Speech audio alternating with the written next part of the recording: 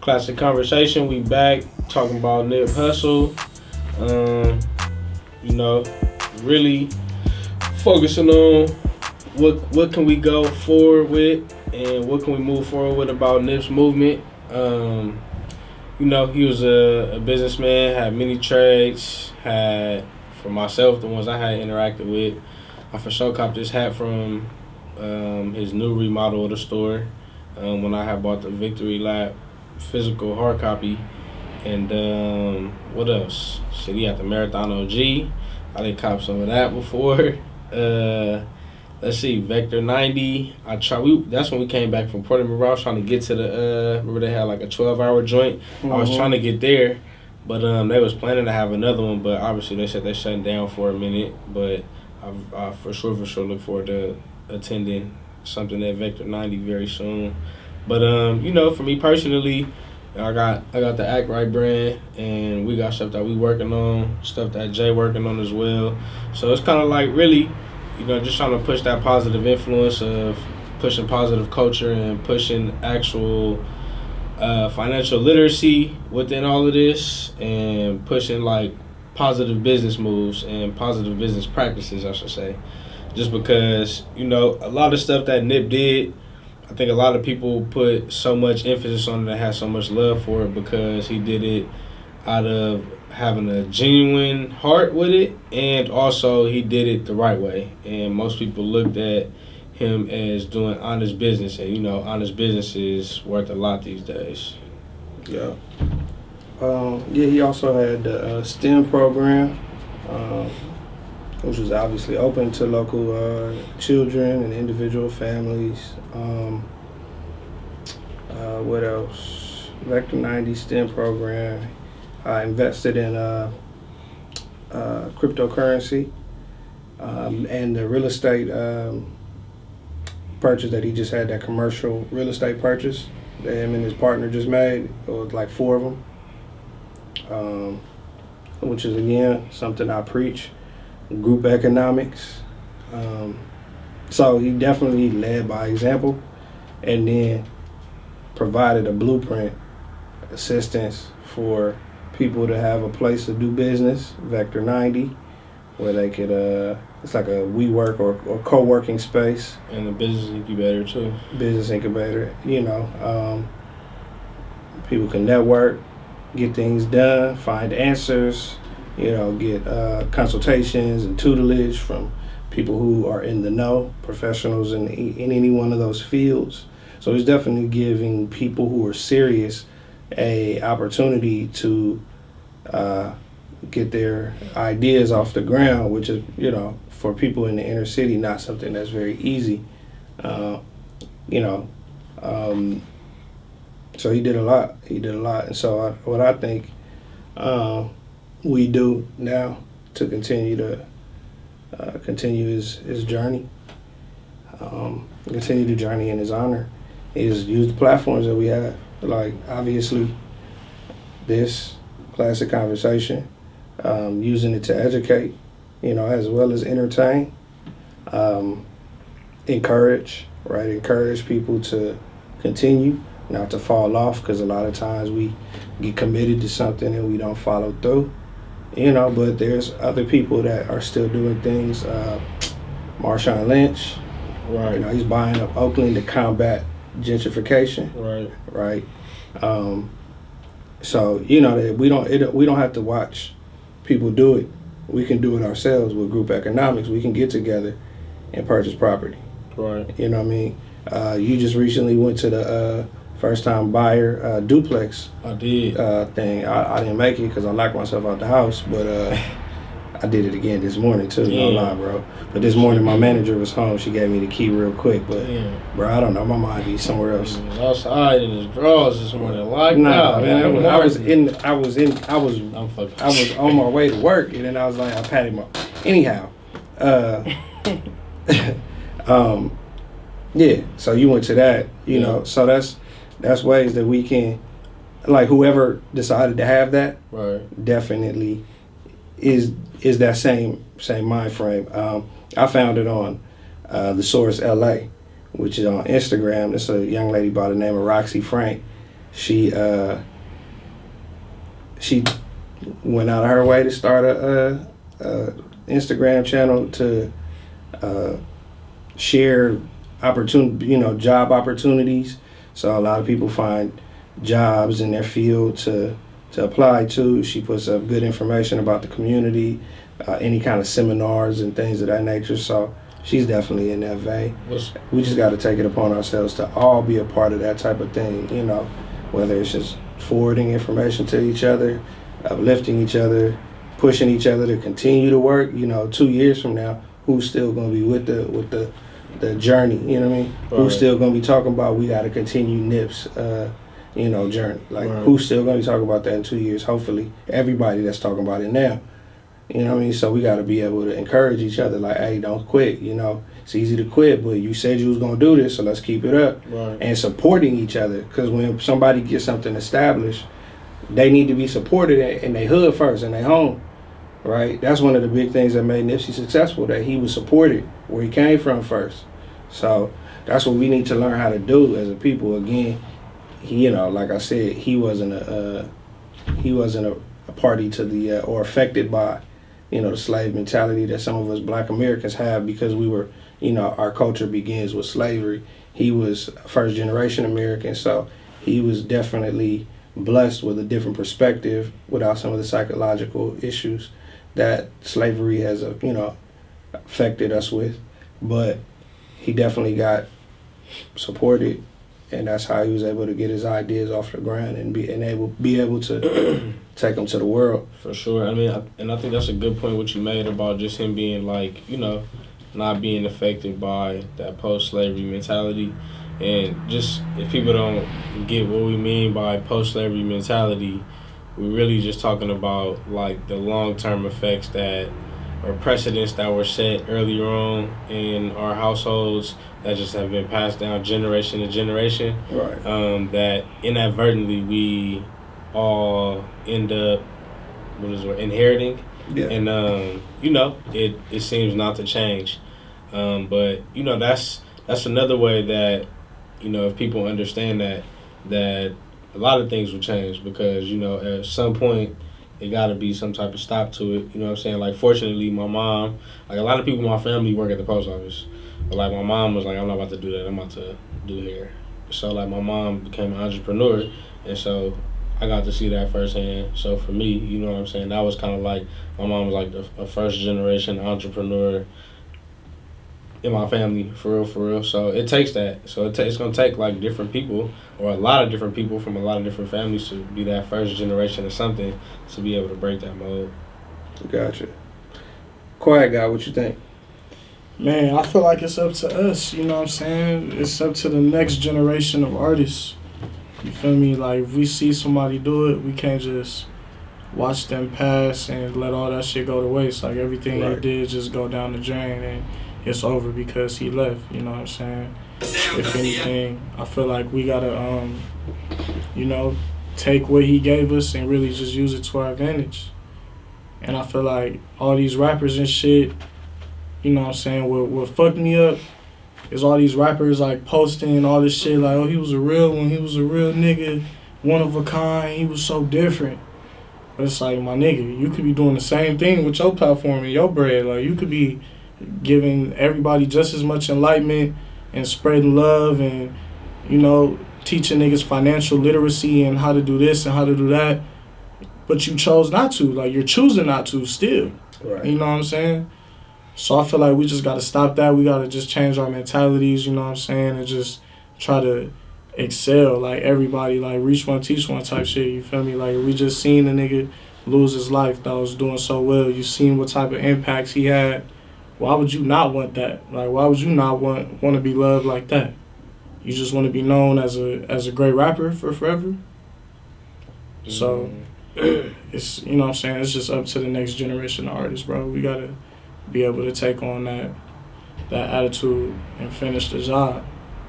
Also, I want to get your opinion, too, because I heard you say something about the radio earlier. Like, the radio didn't start playing this music. Oh, yeah.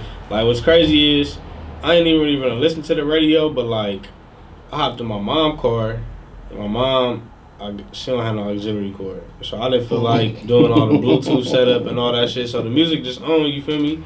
And so the radio come on and they playing all the Nip songs, you feel me? But like, these all songs that are like hard ass songs, you feel me? Like the One Take freestyles, the Check Me Out with Dom. Like they playing all these songs off all the shit off of Mailbox Money, shit that ain't never played on the radio.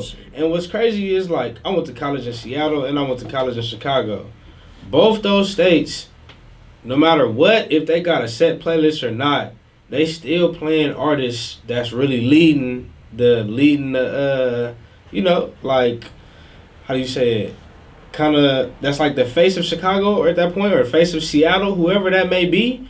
They gonna make sure they getting in that rotation some way, somehow. You know what I'm saying? With new shit that they putting out. Especially in Chicago, like they playing shit. They got big radio stations just like they got out here. So it's like those DJs, they making sure they play those artists that's making that buzz and that's having an effect on the community out there, no matter if they a top 50 artist or something like that right now. And I'm just like very disappointed at the radio stations because it's like, man, y'all had all this time to be playing Nip and pumping Nip on the radio, because think if y'all would have fought for Nip even before he signed that deal. It's kind of like, think about how much more pub that would have got just the fact off of just radio play, just off supporting your local community artists. And it's kind of like y'all say that y'all don't want us to sign these deals and stuff like that, and the LA artists or artists period to sign these deals. But it's like, shit, how y'all don't want us to sign the deals when y'all not even helping us avoid not having to sign them? Because you know most people just they confuse radio play with success. And you know that's a common misconception across the music game, period. They think if they get a hit on the radio that they're gonna be rich and gonna have a lot of success when they don't even know how the numbers break down to it. You feel me? So it's like, I feel like, man, the radios, I hope they take, you know, that next artist that's gonna come and lead the fleet, take them serious and promote their music and embrace them, because it's like, shit, I don't want to do that shit again. Like, gotta wait till a nigga die until you want to play all the nigga hardest shit that, and niggas is like, damn, I ain't never heard this. You feel me? Right. So it's like, shit, yeah, you could have been heard that motherfucker if they were supporting, but yeah, it sucks that a nigga had to deep dive to find an artist like Nip. You feel me? Like they don't just get that to you, but they give you the 1,300 lils and, like, you know what I'm saying? Like, they just, for some reason, that's just the people that just pop up on your shit. Like, who is this?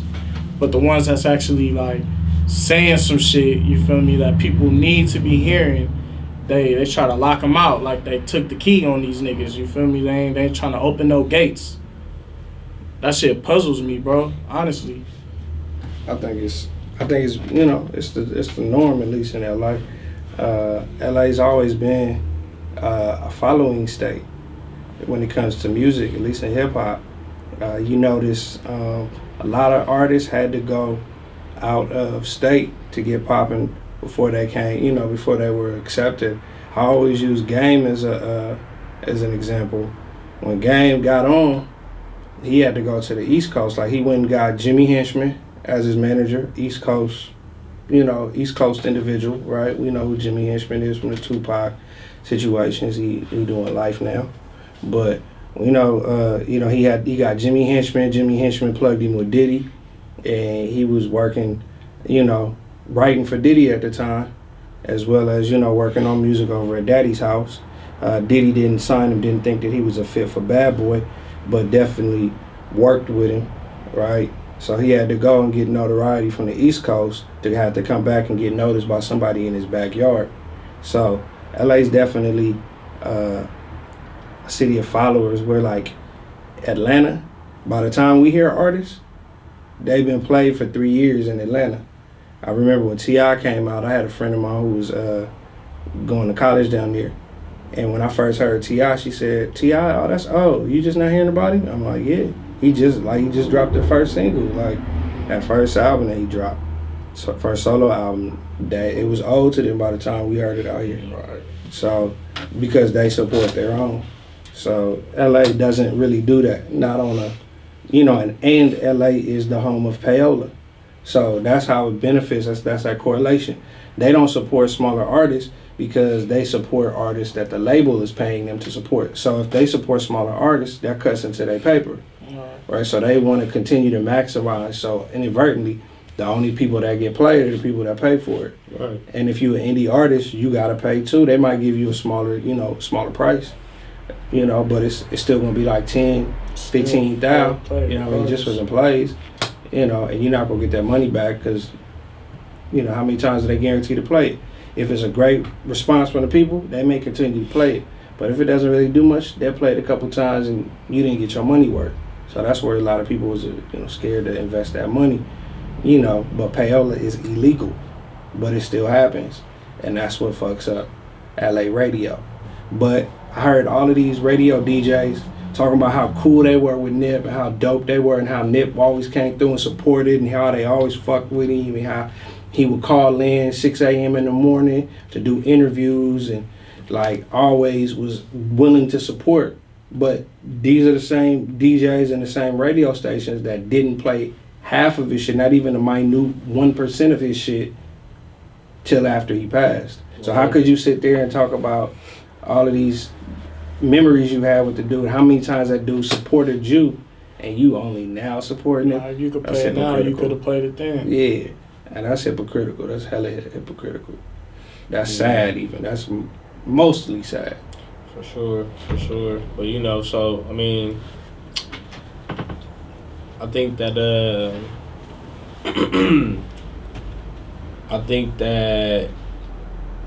I do want people to be,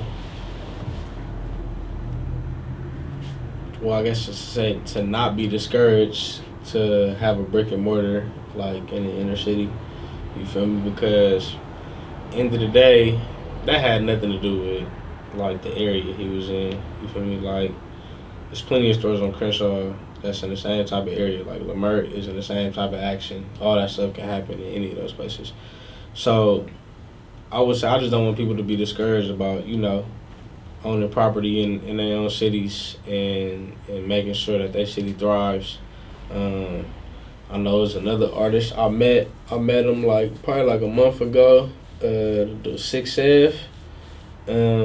He got this little movement called, I think it's Pray for the Hood, and he do a lot of different little stuff over there in Lamert and stuff like that. And shit, Jay Ward from Lamert, so he get to see it every day and take that in every day. That's kind of like if y'all don't know, Lamert is kind of like the mecca of like black businesses and whatnot in LA and South Central. So yeah, it's definitely a cultural center for black unity in LA. A lot of things came out of Lamert and continue to come out of Lamert. They're actually pretty much fighting for to hold on to that place because of gentrification is definitely trying to uproot the black community from Lamert, which obviously is sad, but gentrification is definitely taking hold all over LA right now in all of the cities, Inglewood, South Central, Compton, West LA, Watts, which is crazy. So see, and what's crazy about that, just like a little fun fact, just to put this out there, because you sent me an Instagram post about, raising $250,000 amongst 5 constituents. We'll post a link to that Instagram thing underneath the video when it release. But a lot of the projects that happen amongst gentrification are like 5 people. It's not just like a one family home. These are like 5 people that are purchasing this house. They're fixing it up and they're selling it to a one family home. So if you think about it, we can do the same exact thing. They're just taking 3 to 5 people, putting their money together, getting a loan, fixing it up, selling it, and making money off of it before they even pay the whole loan back. So it's like, just do some reading up on it. Just do some reading up on it and, understand how, like we talked about last episode, group economics work. Oh yeah. It's really about taking hold of what's yours. Like, we need to have pride in ownership. like pride in our own neighborhoods, because everybody else got their own neighborhood. Like we be thinking it's wrong to be like, oh, we shouldn't, that's racism. Why do we have to be separated? We should all just be one people. Like, nah, fuck that. Because everybody else got their shit. Little Ethiopia, Koreatown, Chinatown, right? Every race, every nationality rather, has their own community in LA. Our community, you know what it's called? Black and brown, the ghetto. That's what we own. I'm saying that's what, as far as we call it, it's codified, it's called ours. I mean, black and brown, we live in the ghetto. That's what we get.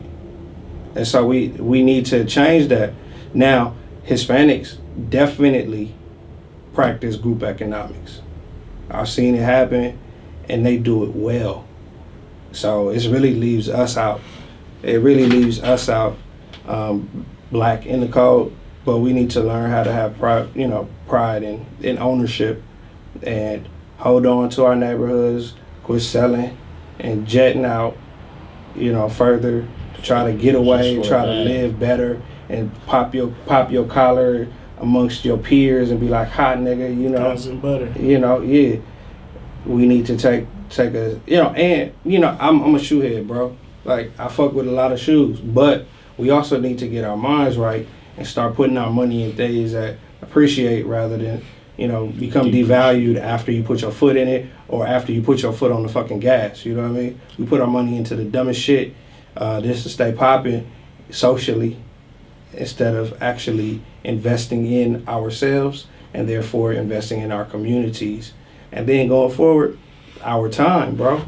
We need to take our time and give back. Like, a lot of people have expertise in the field, right? You have a lot of expertise in a lot of things. I have a lot of good things to offer.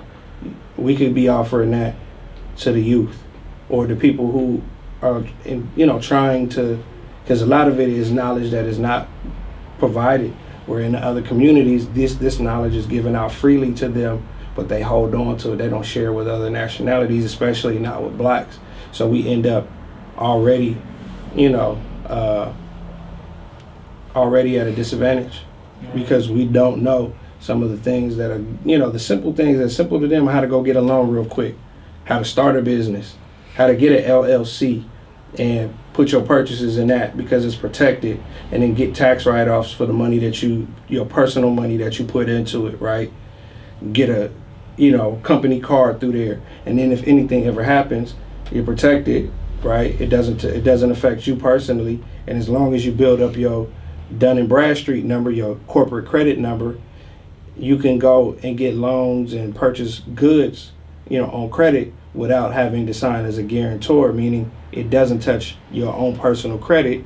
And therefore, if you ever have to, bankrupt the company, it will not affect you in any fashion. They'll just take everything and try to pay it off based on the sale of your, your goods and your real estate. So those are the things that's not readily available to us. So we definitely, those of us who know, need to not hold on to it and keep it to ourselves. Obviously, anybody that asks me, I'm a share it, and I know that you're the same way.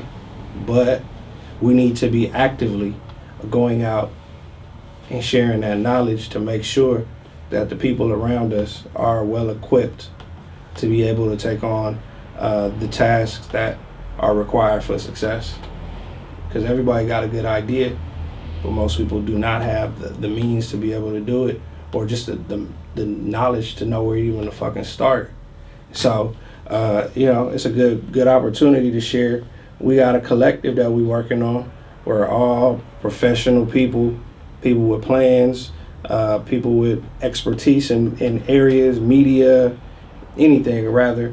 We're putting together a collective where everybody can come together and support each other, network, and everybody can assist with everybody's dream. You know what I mean? So it's a barter system. I do this for you, you do this for me, and we throw the logo on it, and it becomes, something that something to put on the resume for the collective, the Urban Creatives Collective. So That's what we're working on, to try to empower and to try to assist people to getting those ideas done. So, instead of everybody just having an idea, sitting on it, and never being able to do it, let's do it. So I encourage everybody out there that's watching this to support somebody. And then what you do is, if you got something of value, go and share it with the world. And then work with people to help them get their dreams done, and hopefully find somebody that'll help you get it done, so we can all be successful. And if we can find some unity and some success as a people, our communities will be better, and Nip up above will smile, you know what I mean, seeing that his work was not in vain. That's just my 2 cents on it. Period. So we always appreciate y'all for watching. Hopefully y'all took something away from this. Definitely, hopefully you were encouraged to get out and get something, as it was shared with me from, I believe it was Outkast and the Goody Mob. Get out and get something. So get up off your ass, get up off the goddamn couch, and mobilize, unify, and reach for your success. Not just selfishly, but reach out with your peoples, reach out to your peoples, and share your success. Because that's definitely what Nip did. He didn't just go get his money and hold on to it. He didn't hoard it and floss on everybody and just say, "Hi, nigga, I got the money. Fuck you. I'm gonna take your bitch." Nah, he definitely shared it, shared his wealth and his wealth of knowledge with the fucking world. So we are indebted to him, absolutely indebted to him. And so to pay him back, we need to pay it forward. So again, I encourage y'all to do that. We encourage y'all to do that. We also encourage y'all to subscribe, comment, like, and fuck with us on our next episodes, and for the things that we will embark on. Act Right, the brand, Vic's brand, Handcuffs and Handkerchiefs, my brand, Jay Ward, his music, right? Absolutely. And anything else that we present to you, we always encourage you and ask that you support us. So, Classic Conversation again. I'm Fresh, Jay Ward, Vic. Appreciate y'all. Classic Conversation.